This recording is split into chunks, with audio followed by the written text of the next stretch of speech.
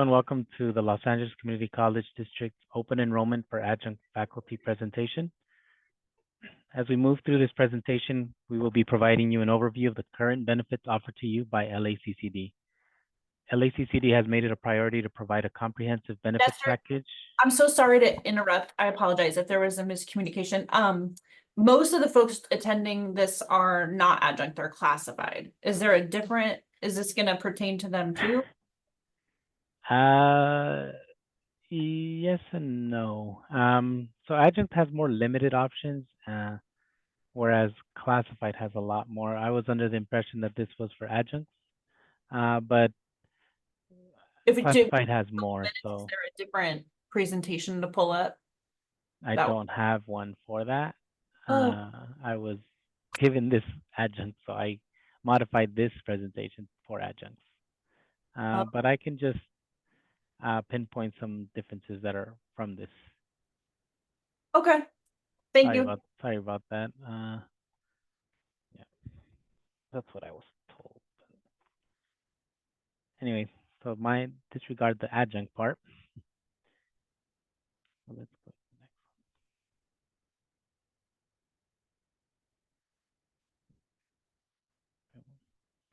Okay, anyway, open enrollment is an annual opportunity to elect or change any benefit elections for the upcoming plan year. This year, open enrollment will start Monday, September 16th until Friday, October 11th. Open enrollment is passive this year, meaning that if you are currently enrolled and do not wish to make changes, no action is required on your part. However, we still recommend reviewing your elections and contact information to ensure everything is up to date. All elections and changes you make during this open enrollment will be effective starting January 1st, 2025, and will stay in effect until December 31st, 2025. This year, open enrollment will be an active enrollment for new people. That means if you don't enroll by Friday, October 11th, uh, and if you don't have health benefits, you need to enroll by October 11th so that you can have a plan for next year. Unless, yeah. Let's see. Okay, so during open enrollment, you can enroll in benefits for the new plan year, waive benefits, change between plans, and you can also add or terminate coverage for yourself and or eligible dependents.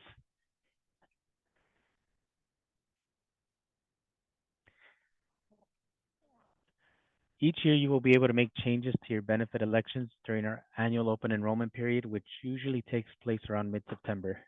This year, like I said, it will be September 16th. Aside from that, you can make mid-year changes to your benefits only if you experience a life qualifying event. Examples of these events are change of legal marital status, such as a marriage, a divorce, death of a spouse, or domestic partner. We also have termination or commencement of employment by a participant or a spouse or domestic partner. So this means that let's say you're under coverage with your significant other, and then they lose that coverage, you can jump into your own plan here with us. So we also have documentation and coverage changes that must be provided within 30 days from the date of the qualified status event change. So if you get married, we need to know it's actually 60 days. We put 30 for adjuncts, but since this is classified, it is 60 days. If you don't submit it within the 60 days, there is a 3-month delay, so 90-day delay. So this is not going to pertain to adjuncts. So you can enroll in benefits as classified employee. You are all full-time, so this does not pertain to you. However, the right side does. You can cover following dependents: legal spouse, meaning you have marriage certificate. We have economically dependent children up to 26. Domestic partner, and this is a domestic partner with a domestic partner certification, and that's something that you get from the California State Attorney. We also cover unmarried children of any age who are mentally or physically disabled. So even if your child is 26 or over, they can still be covered if they have a disability. So this is a reimbursement for adjuncts. We don't have that. I apologize for this presentation. Okay, so medical benefits. We'll start with a few health benefit definitions. So an annual deductible is the amount of money you or your dependents must pay toward a health claim before the health plan makes any payment for services. Out-of-pocket maximum is a total amount that you will have to pay for covered expenses throughout the year. Once you reach the out-of-pocket maximum, your health plan will pay for 100% of your medical expenses. Coinsurance is a percentage of a medical bill that you will have to pay, and a copayment is a fixed cost that you will pay for various medical services. Depending on the plan, this can range from $15 to $35. And these are the health plan options that we have. On the left, we have HMOs and two PPO options. So when thinking about which plan is best for you, there are three components that you must consider. One is affordability, and this is pertaining to co-payments and coverages. As you see down in PPO, it says 90/10, and First Gold is 80/20. So two, risk aversion. How much you need to protect yourself. Do you have a medical condition or ongoing prescriptions? Three, utilization. How often do you use your plan? Do you go to the doctor once a year for your checkups, or are you under continued care? While all plans offer comprehensive coverage, you should carefully consider your expected healthcare expenses for the year. Consider the deductible, out-of-pocket maximum, co-pays, and co-insurance associated with each plan, and then select the plan that makes the most sense for your healthcare needs. Emergency room versus urgent care. First, it is important to know that emergency rooms are meant to handle life or limb threatening conditions, heart attacks, severe bleeding, major trauma, etc. Their services typically come at a higher cost due to the resources and specialists that they have access to. Urgent care handles non-life or limb-threatening conditions such as sprains, fevers, persistent coughing, etc. Urgent care services are covered with a low $15 to $35 copayment. Okay, so now we visiting an urgent care can save you time and money. An emergency room visit requires you to pay 20% of the total bill, while an urgent care visit requires only a $15 to $35 copay. Additionally, emergency rooms can have typically long waiting lines. You could potentially be seen and treated faster by visiting urgent care facility instead. Here you will see a scenario outlining the cost of treating an ailment at an emergency room versus urgent care. As you can see, the emergency room coinsurance can be much higher than the urgent care copay. So remember to first assess your situation if it is life or limb threatening. If it is not a true emergency, consider saving money and time by visiting an urgent care facility. So down here in the right bottom, you see Kaiser scenario one, sprained ankle, emergency room bill would normally be 2,000. 20% co-insurance payment would be 400, whereas urgent care would only be 15 to $35 depending on your plan. Here the example is just from Kaiser, so it's $20, and the cost saving is $380. Nestor, if I could stop you real quick just for a couple questions that came up, is that okay? I was gonna save the questions till the end, but if Well, you want, we could do that. one of them is just, they're wondering if there are a couple full-time faculty here and they're wondering, is this pertaining to them? So are you gonna just sort of, like, I know we sort of had a little bit, So yeah, but this is I know this presentation is specifically for adjunct, but for these things are still the same as far as selecting the plan and then the emergency room versus urgent care.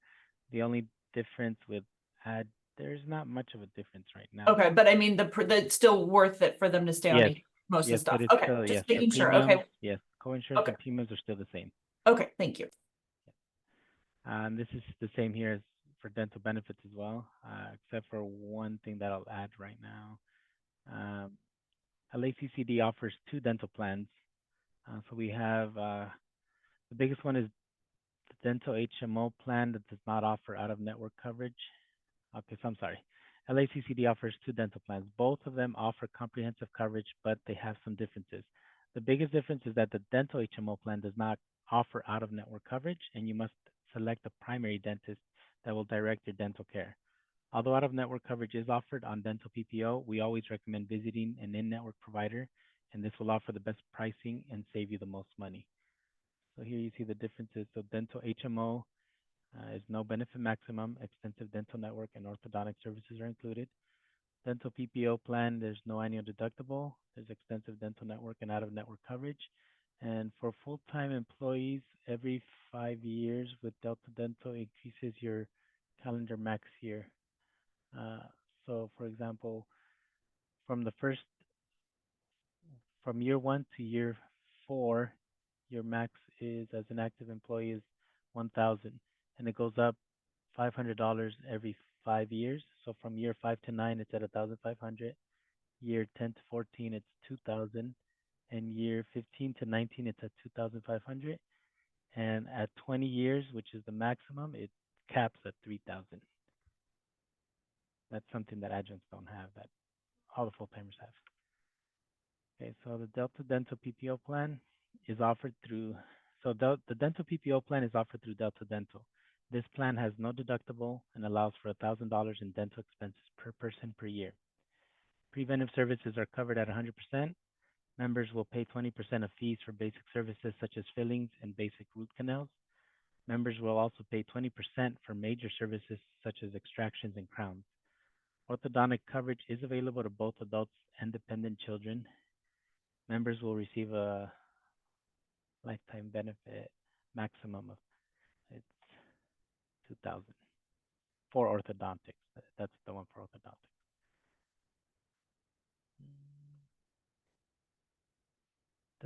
The dental HMO plan does not include an annual maximum. This means that MetLife will continue to share in the cost of your dental care expenses throughout the entire year. It is important to note that you must select a primary dentist that you will manage all of your dental care and provide referrals to any specialist. It is also important to note that there is no out-of-network coverage offered through the dental HMO plan. This plan includes orthodontic services. Adults are charged $1,400 a copay, and children are at $1,300. And there is no out-of-network once again for dental HMO plans. Vision benefits. Your vision plan allows you to receive an eye exam once every 12 months. An eye exam requires no copay when seeing an in-network provider. Your plan also allows you to purchase lenses once every 12 months with zero copay.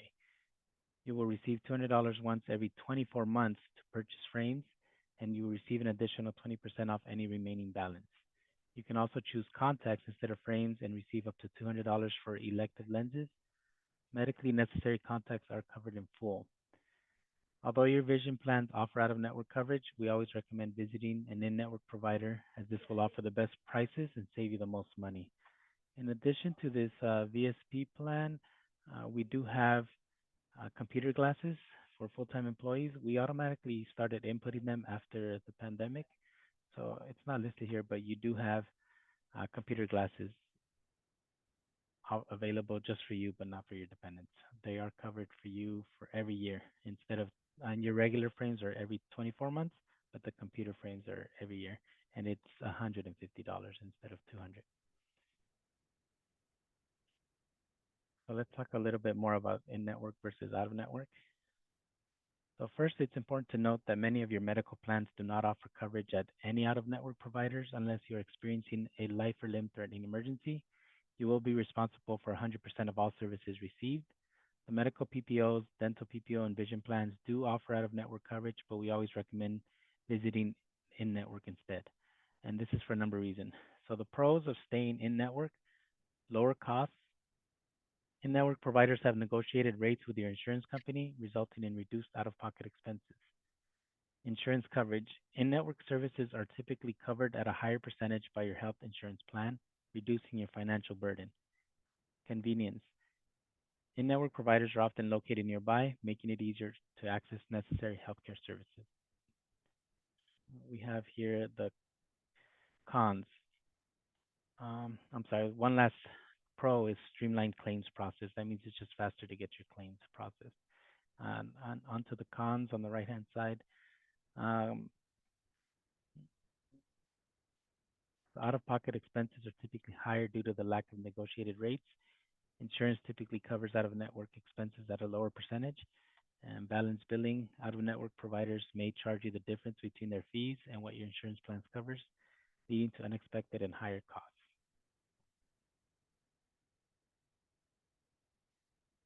Okay, examples of cost differences.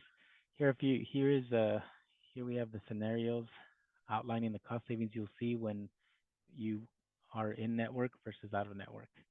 And as you can see, in network, is typically lower and your portion of the cost is also lower. So we have at the top in-network filling $200, insurance covers 80%, out of pocket it's 40. And under that, out of network, the filling is 340, and insurance coverage is only 80%, so you would have to pay more, $68. So it's a difference of $28.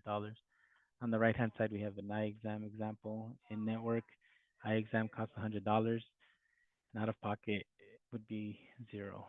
So out of network, eye exam costs 120, and $45 would be out of pocket expense, so it would be a difference of $75. We also have the Employee Assistance Program and Pet Discount Program. So the Employee Assistance Program, or EAP, is provided to you and members of your household by TELUS Health. This program includes services such as counseling, crisis intervention, and unlimited calls. You can access mental health resources, get advice on financial matters, and much more. This program is also free of charge. You also have the opportunity to purchase an individual pet insurance policy through either PetAssure or Pet Plus.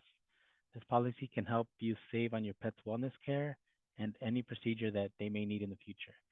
Please keep in mind that pre-existing conditions may be excluded from coverage. And that's the contact information that we have. I'll give you some time to write it down, or we can post it in the chat.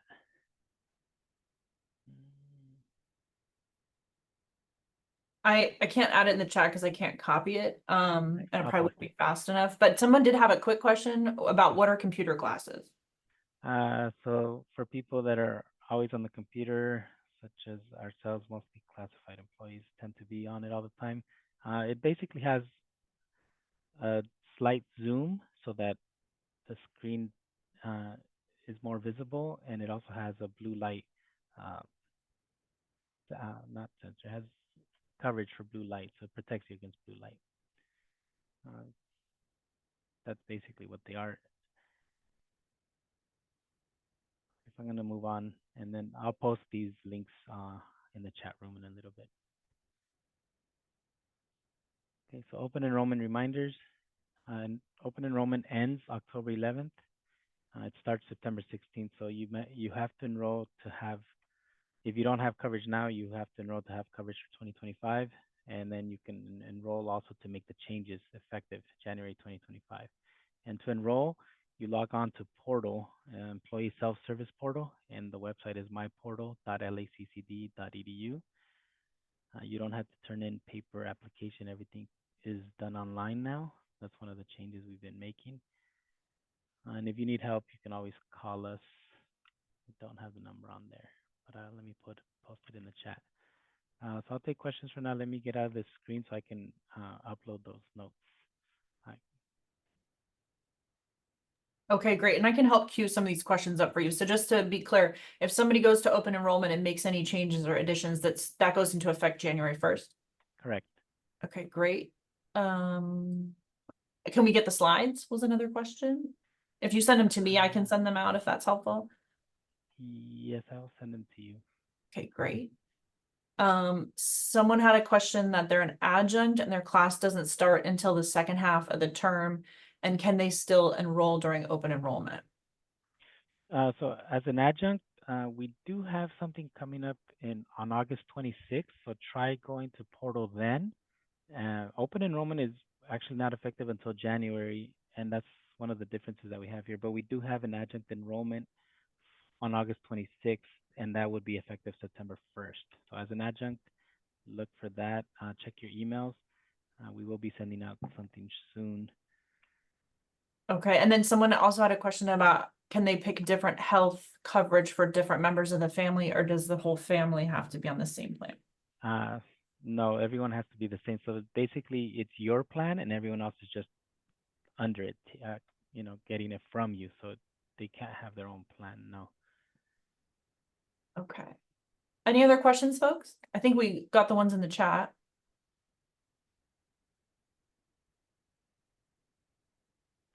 Yeah, I apologize for the miscommunication. I was under the impression that this was for adjunct, so it was modified.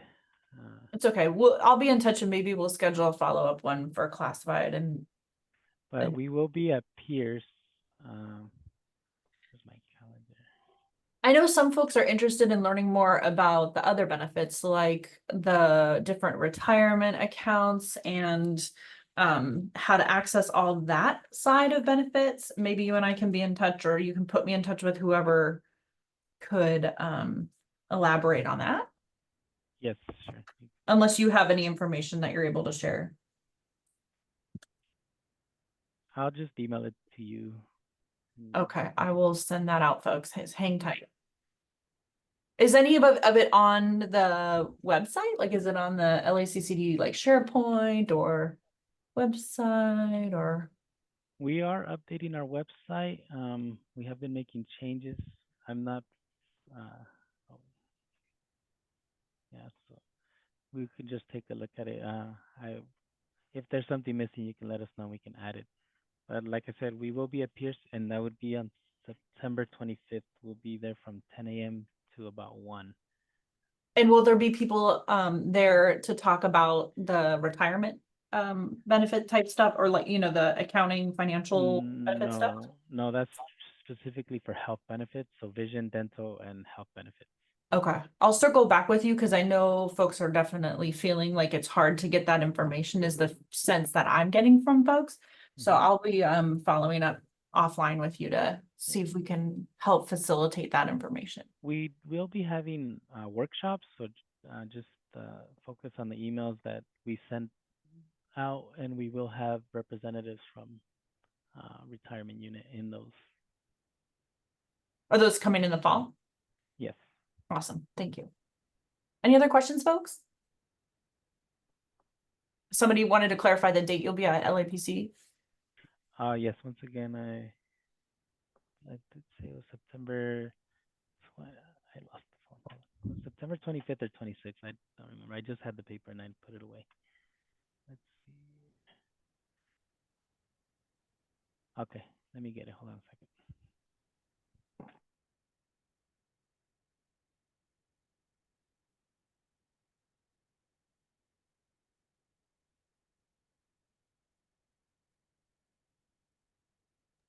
Yes, it's the 25th, September 25th. Let me put that in 25, there. okay. September 25th, not August 25th. Okay, No, September 25th. From and someone 10 else, a.m. awesome, go ahead. to 1. 10:30 a.m. to 1. Perfect, thanks, Nestor. And then someone had a question about, are any of the current plans changing? That we should, anything we should be aware of? Yes, there is something going on with Anthem going from Blue Cross to Blue Shield. Um, that's one of the things that we're having because normally um, Anthem PPO, Pers Platinum, and Pers Gold are under Anthem, but they are as a Blue Cross PPO, but they will be switching to Blue Shield. So that may make a difference to some people's coverages as far as doctors. Uh, for me, it's not, but the best thing to do is go to Blue Shield and see if they have their providers under there, or to check with their primary networks. Okay, and that change goes into effect January 1st. Yes. Okay. Any other questions, folks, in the chat or out loud?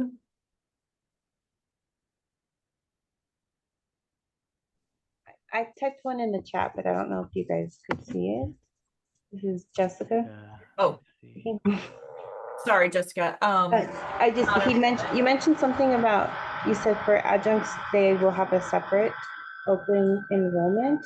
And you said something Oh, about August 26th. Will that be sent out around that yes. time, or There's an enrollment was? email. We don't call it open enrollment. It's called adjunct enrollment, just to not confuse with the actual open enrollment that occurs. So the adjunct enrollment will be August. You should be getting something, but it should start August 26th to make it effective September 1st. Okay, and so even if we've never signed up, we can just kind of sign up then? Yes, exactly. Yes, you can go to portal and log in and look for new employee enrollment. It'll be there. And you Okay, might thank you. have one titled adjunct enrollment, but it should be under probably new employment. Okay, awesome. Any other questions, folks? All right, and folks, if you have any other questions that you want tackled, please, you can just shoot me an email. I'll drop my email in the chat. Nestor, thanks for rolling with this. I know there was some miscommunication somewhere, and I appreciate you rolling with it and presenting to us. Anyway, I think we got a lot of good information. Thank you so much. I appreciate it. I'll be in touch offline. Okay, I typed in our email address, so if you have any questions during open enrollment, you can email us there. I will also put in our phone number here so that you can call if you have any issues. Sometimes the system will say that you don't have access to make any changes, and all we have to do is do an update on your profile so that you can enroll or make your changes. I'm sorry, that's 888. It's 386-888. Okay, good. And then we look like we have one more quick question. Dental plan choices maximum allowances are based on the number of years served as an LACCD employee. How did they check what that is? Is there a place to verify that or a person to contact? Yes, you can call us and we can check the system, what it has there. But basically, you just have to remember when you started and add 5 years, starting on calendar year, so January. So if you started today, you would do January of 5 years from now. So it would be not 2029, it would probably be January 1st, 2030. That would be the 5-year mark. Great. Awesome. All right, folks. Well, thanks again. Big thanks to you, Nestor, for dropping in and helping us with all this stuff. And again, folks, my email's in there if you have things that you'd like more information about that I can try to find other presenters too. In addition, for other information that Nestor, isn't the presenter for, please do reach out. Thanks, everyone. Thank you.